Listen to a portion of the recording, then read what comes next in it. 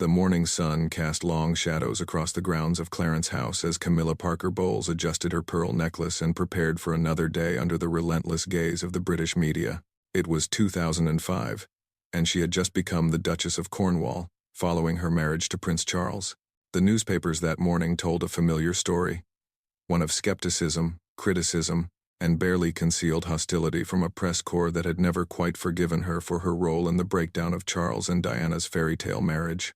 Meanwhile, across London, a young woman named Catherine Middleton was finishing her art history degree at the University of St Andrews in Scotland. She had no idea that her relationship with a fellow student named Prince William would soon thrust her into the same unforgiving spotlight that had been burning Camilla for decades. The contrast in how the media would treat these two women would become one of the most fascinating studies in modern royal journalism. Camilla's journey with the British press began long before she officially joined the royal family.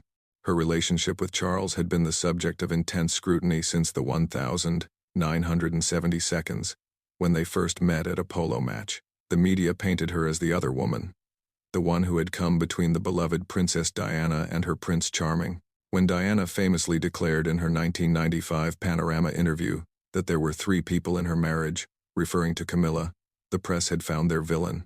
The tabloids were merciless in their coverage of Camilla. They criticized her appearance, calling her frumpy and unfashionable.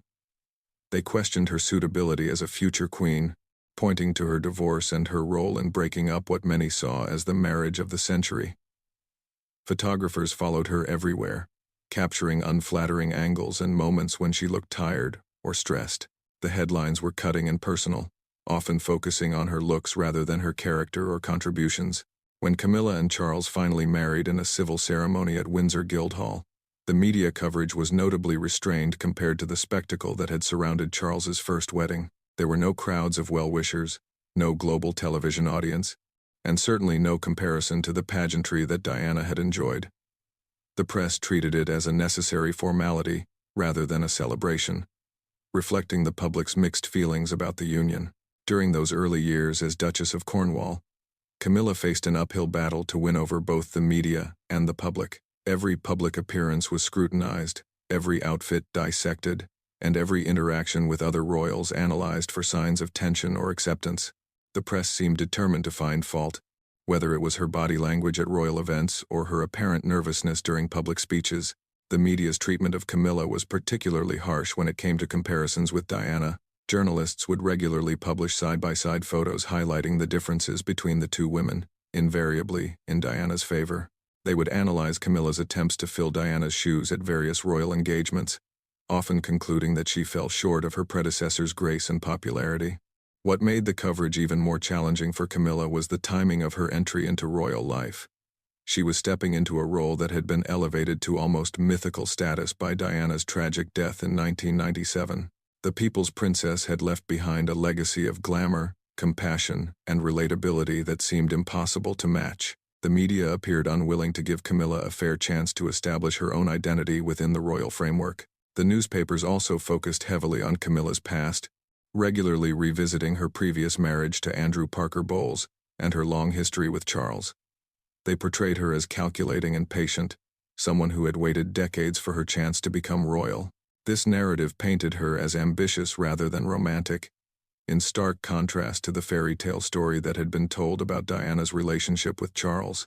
Television coverage wasn't much kinder. Royal commentators on various programs would often preface discussions about Camilla with reminders of her controversial past. Documentary makers seemed more interested in rehashing old scandals than exploring her genuine attempts to contribute to royal duties. The visual media seemed particularly focused on capturing moments that might suggest public disapproval or awkwardness in her new role. Print journalists took particular pleasure in analyzing Camilla's fashion choices, often unfavorably. Where Diana had been praised for her evolving style and fashion influence, Camilla was criticized for being too conservative, too old-fashioned, or simply trying too hard. Fashion magazines rarely featured her in positive style pieces, and when they did mention her clothing choices, it was usually in the context of what she should have worn instead. The regional press outside London was somewhat more forgiving, particularly in areas where Camilla had established charitable connections or where local people had positive personal encounters with her. However, the national media, which shaped public opinion most significantly, remained largely critical during these early years. Social media was just beginning to emerge as a force in public discourse, but even early online forums reflected the negative sentiment that the traditional media had cultivated. Behind the scenes, Palace communication staff worked tirelessly to improve Camilla's public image. They arranged carefully planned engagements that would showcase her genuine interests and abilities. They highlighted her work with literacy charities and her support for victims of domestic violence. However, these positive stories often received minimal coverage compared to the negative narratives that sold more newspapers. The institutional memory of the British press seemed to carry forward the antagonism that had characterized coverage of Camilla for so many years. Veteran royal correspondents who had covered the Charles and Diana saga brought their preconceptions to every story about the new Duchess. Younger journalists, eager to make their mark, often felt pressure to maintain the critical tone that their editors expected when it came to Camilla coverage. International media, particularly in countries with strong monarchist traditions, were often more balanced in their coverage of Camilla. However, the British press's negative portrayal influenced global coverage, as foreign correspondents frequently took their cues from London-based royal reporters. This created a cycle where negative coverage in one market reinforced similar coverage elsewhere. The economic pressures facing newspapers during this period also influenced coverage decisions. Sensational stories about royal drama and conflict sold better than positive pieces about charitable work or successful engagements. Camilla's attempts to rehabilitate her image were often overshadowed by the media's commercial incentive to maintain controversy and conflict in their royal coverage. What emerged during this period was a pattern of coverage that seemed almost predetermined. Regardless of what Camilla actually did or said during public appearances, the media narrative remained largely negative. This created a challenging environment where genuine achievements and positive contributions were either ignored or framed in ways that maintained the established negative storyline. The contrast with how other royal family members were covered during the same period was stark. Even minor royals received more favorable treatment than Camilla, who was second in line to become queen consort. This suggested that the media's treatment was based more on historical grievances than on objective assessment of her performance in royal duties. As Camilla continued her work as Duchess of Cornwall, gradually building relationships with various charitable organizations and causes, the media landscape was about to undergo a significant shift. The emergence of a new royal romance would soon provide an interesting comparison point for how the British press treated different women entering the royal family under very different circumstances. Catherine Middleton first appeared on the media's radar in 2004 when photographs emerged of her with Prince William during their university years at St Andrews. The coverage couldn't have been more different from what Camilla had experienced. Here was a young, beautiful woman with no complicated romantic history, no previous marriage, and no role in any royal scandal. The media immediately embraced her as a breath of fresh air for the monarchy. The early coverage of Catherine was overwhelmingly positive. Newspapers described her as the perfect girlfriend for the future king, praising her middle-class background as refreshingly normal. Fashion magazines celebrated her accessible style, dubbing her looks affordable and attainable for ordinary women. The press portrayed her relationship with William as a genuine college romance, free from the complications and controversies that had surrounded previous royal relationships. When Catherine graduated from St Andrews, the media coverage focused on her poise and elegance.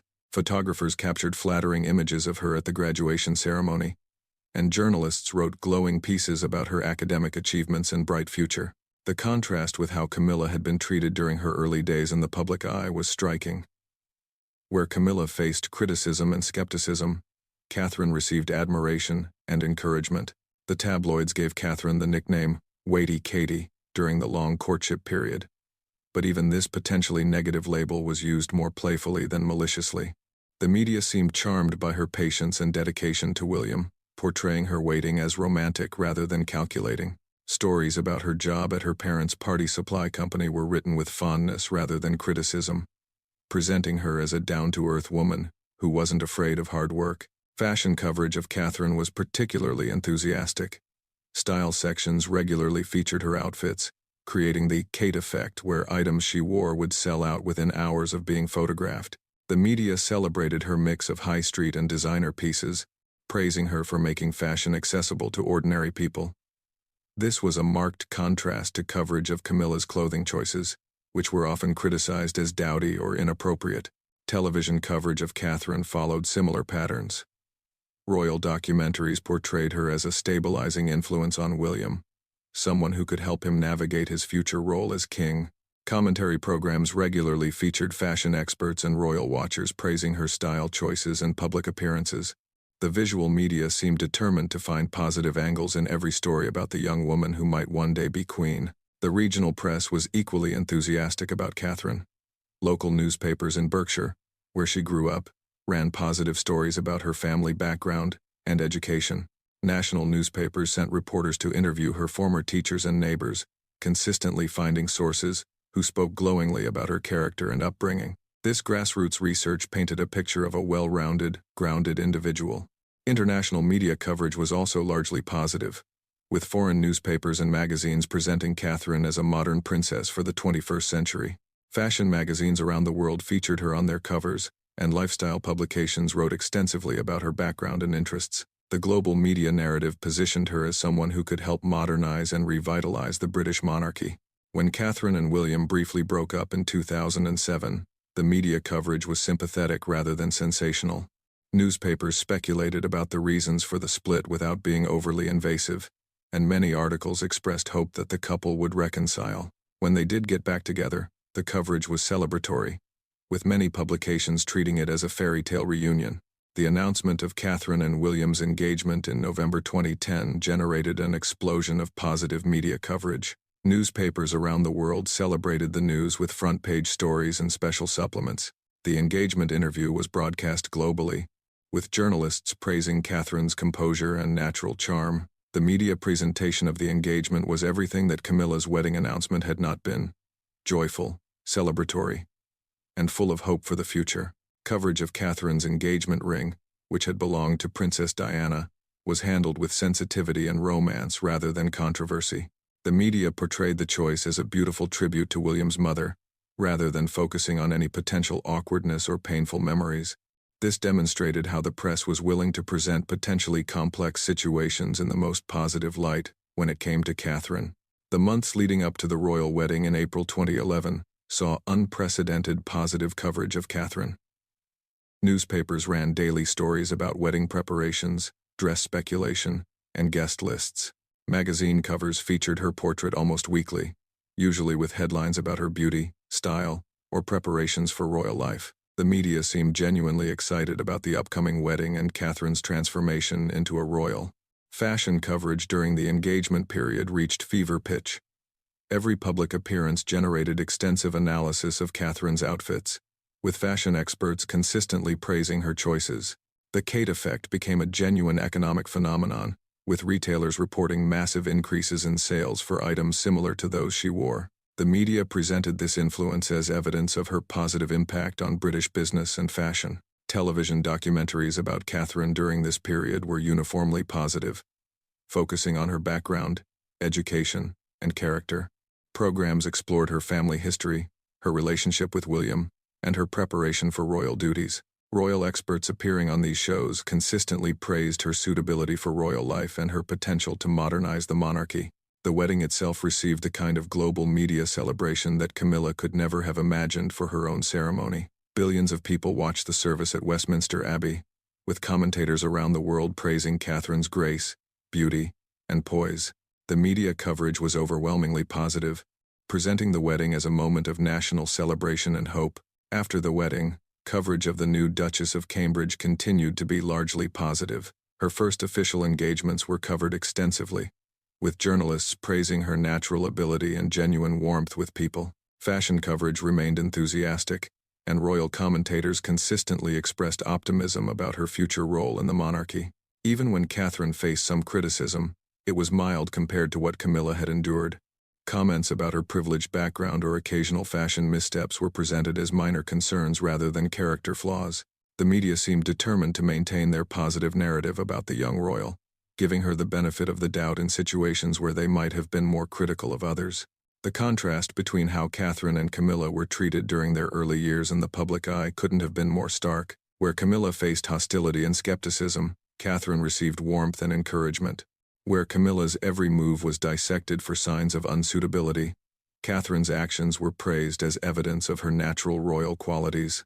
This differential treatment reflected various factors, including the different circumstances under which the two women entered royal life. Catherine came without baggage, representing a fresh start for the monarchy after years of scandal and controversy.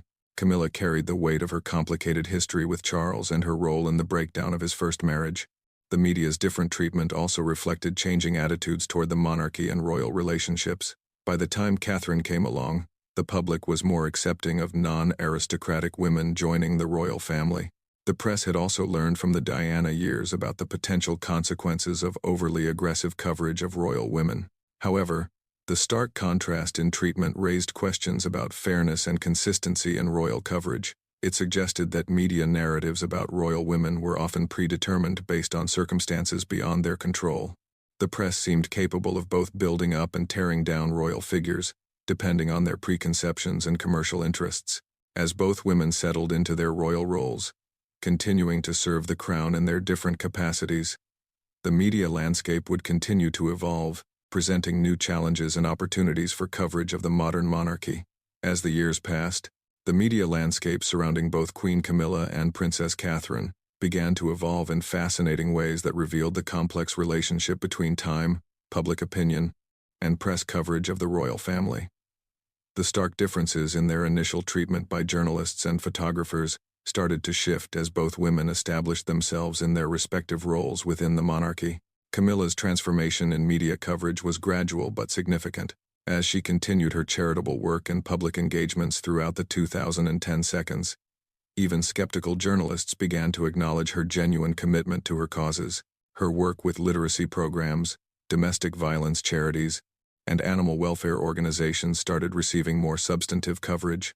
Newspapers that had once focused primarily on her appearance or past controversies began featuring stories about the real impact of her charitable initiatives. The change became particularly noticeable during major royal events. When Prince William and Catherine married in 2011, coverage of Camilla's role in the celebrations was markedly more positive than it might have been years earlier. Journalists noted her gracious behavior during the ceremony and her obvious happiness for the young couple. Fashion writers even praised her outfit choices, something that would have been unthinkable during her earlier years as Duchess of Cornwall. Social media began playing an increasingly important role in shaping public perception of both women. While Camilla initially struggled with the immediate and often harsh nature of online commentary, Catherine seemed to thrive in the digital environment. Instagram accounts dedicated to royal fashion consistently featured Catherine's outfits, while Twitter discussions about royal engagements often highlighted her natural communication skills and apparent genuine interest in the people she met. The birth of Prince George in 2013 marked another significant shift in media coverage patterns. Catherine's role as a mother was celebrated extensively, with newspapers and magazines running countless stories about her parenting style, her children's milestones, and her ability to balance royal duties with family life. The coverage was overwhelmingly positive, reinforcing the narrative of Catherine as the perfect modern royal mother. During this same period, Camilla's relationship with her step-grandchildren began receiving warmer coverage. Photographs of her interacting with George, and later Charlotte and Louis, showed a different side of the woman, who had been portrayed as cold and calculating in earlier media coverage. These images helped humanize her in ways that formal royal portraits never could, and journalists began writing more nuanced pieces about her role within the extended royal family. The 2016 referendum on Brexit and subsequent political upheaval in Britain created an interesting dynamic in royal coverage. As the country grappled with division and uncertainty, the media began portraying the royal family as a stabilizing force. Both Catherine and Camilla benefited from this narrative shift, with coverage focusing more on their contributions to national unity and less on personal drama or controversy. Catherine's evolution from young royal bride to experienced working royal was documented extensively by the media. Journalists noted her growing confidence during public speaking engagements and her increasing involvement in serious charitable causes. Her work with early childhood development and mental health awareness received substantive coverage that went beyond fashion and appearance. The media began treating her as a serious public figure rather than just a glamorous royal accessory. Meanwhile, Camilla's long-term commitment to her causes was finally receiving the recognition it deserved. Her annual literacy festival began attracting significant media attention, with coverage focusing on the genuine literary discussions and educational initiatives, rather than her personal appearance or past controversies. Journalists who attended these events often commented on her authentic enthusiasm for reading and education. The COVID-19 pandemic presented both women with new opportunities to demonstrate their value to the monarchy and the nation. Media coverage of their pandemic-related activities showed them adapting quickly to new circumstances, participating in video calls with charitable organizations, and finding innovative ways to continue their work despite lockdown restrictions. The coverage was overwhelmingly positive for both women, emphasizing their resilience and dedication. Catherine's virtual engagements during the pandemic were particularly well received by the media. Her natural ability to connect with people through video technology was noted by journalists, and her informal approach to royal duties during this period was praised as refreshingly authentic. Fashion coverage even adapted to the new reality, with style writers analyzing her casual looks during video calls and praising her relatability. Camilla's pandemic work, particularly her support for domestic violence charities during a time when such abuse was increasing due to lockdowns, received serious journalistic attention. News outlets began featuring in-depth pieces about her charitable initiatives, moving beyond surface-level coverage to explore the real impact of her work. This represented a significant shift from the personality-focused coverage that had characterized her earlier media treatment. The death of Prince Philip in April 2021 provided another opportunity to observe how media coverage of both women had evolved. Camilla's support for Queen Elizabeth during this difficult period was noted positively by journalists, who commented on her genuine care and appropriate behavior during the mourning period. Catherine's role in supporting the family was also praised, with media coverage emphasizing her strength and dignity during the funeral proceedings. When Queen Elizabeth died in September 2022, the transformation in media coverage of both women became crystal clear. Camilla's elevation to Queen Consort was covered respectfully by most outlets, with many journalists acknowledging her years of dedicated service and gradual acceptance by the public. The hostile coverage of her earlier years seemed like a distant memory as newspapers focused on her role in supporting King Charles during his accession. Catherine's new role as Princess of Wales brought its own media attention, but the coverage was notably different from the intense scrutiny that had surrounded Princess Diana's assumption of the same title decades earlier. Journalists seemed to have learned lessons from the tragic consequences of excessive media pressure, and coverage of Catherine's new responsibilities was generally supportive and constructive. The contrast between early and later media coverage of both women revealed important truths about how public perception can change over time. Camilla's journey from media villain to respected royal consort demonstrated that consistent service and genuine commitment to charitable causes could eventually overcome even the most negative initial coverage. Her transformation showed that the media was capable of reassessing its narratives when presented with sustained evidence of positive contribution. Catherine's continued positive coverage, even as she took on more senior royal responsibilities, showed how beneficial early positive media treatment could be in establishing a strong foundation for long-term public service. However, it also raised questions about whether the media's initial enthusiasm might have been based more on her circumstances than on objective assessment of her capabilities. The evolution of coverage for both women also reflected broader changes in media culture and royal reporting. The lessons learned from the Diana years, combined with increased awareness of the impact of media coverage on mental health and well-being, led to more thoughtful and responsible royal journalism. Social media had democratized commentary about the royal family, but it had also created new pressures and opportunities for both positive and negative coverage. Economic changes in the media industry also influenced how royal coverage evolved. As traditional newspapers faced declining circulation and revenues, many outlets moved toward more positive, lifestyle-focused coverage that appealed to readers interested in fashion, charity work, and family stories rather than scandal and controversy. This shift benefited both women, particularly as they established themselves as reliable sources of positive royal content. The comparison between Queen Camilla and Princess Catherine's media treatment ultimately revealed as much about the media itself as it did about the two women. It showed how journalistic narratives could be shaped by timing, circumstances, and commercial considerations as much as by objective assessment of character or capability. Their stories demonstrated both the power of the media to shape public perception and the possibility of evolving beyond initial judgments, when sustained evidence suggested a different narrative was warranted. Today, both women continue their royal duties with media coverage that reflects their established positions within the monarchy. The hostile treatment that once characterized coverage of Camilla has largely disappeared, replaced by respectful reporting that focuses on her work rather than her past.